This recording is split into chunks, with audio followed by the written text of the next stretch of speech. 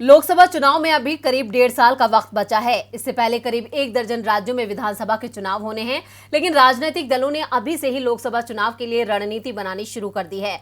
बिहार में बीजेपी के हाथ से सत्ता फिसल चुकी है, ऐसे में उसे वहां बड़े नुकसान का डर सता रहा है। साथ ही यूपी में भी चिंता बढ़ रही है। तो क्यों यूपी को लेकर चिंता में दिख रही है बीजेपी, देखते हैं ये खास रिपोर्ट। 2014 और 2019 लोकसभा चुनाव में बीजेपी को यूपी में बड़ी सफलता मिली, लेकिन 2024 में उसे डर लगने लगा है।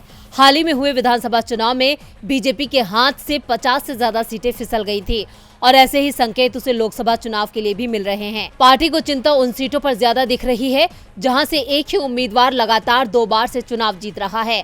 हाल ही में पार्टी की इंटरनल रिपोर्ट में दावा किया गया है कि कई सांसदों के खिलाफ एंटी इनकम्बेंसी फैक्टर काम कर रहा है।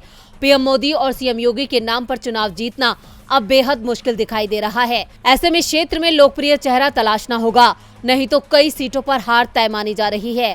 खासतौर पर पूर्वी उत्तर प्रदेश में स्थिति ज्यादा मुश्किल भरी दिखाई दे रही है।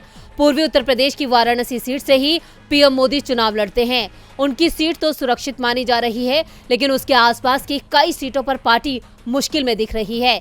इसी साल हुए विधानसभा चुनाव में भी बीजेपी पूर्वांचल के कई जिलों में खाता तक नहीं खोल पाई थी, जबकि वाराणसी और गोरखपुर की सभी सीटों पर उसे जीत मिली थी।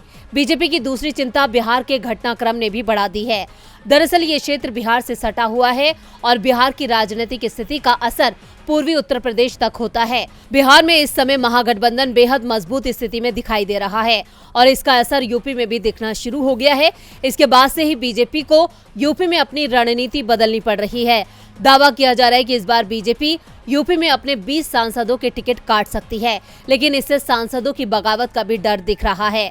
ऐसे में यूपी में विपक्षी महागठबंधन तैयार होता है तो बीजेपी के लिए मुश्किलें बहुत ज्यादा बढ़ जाएंगी। डीबी लाइव की रिपोर्ट।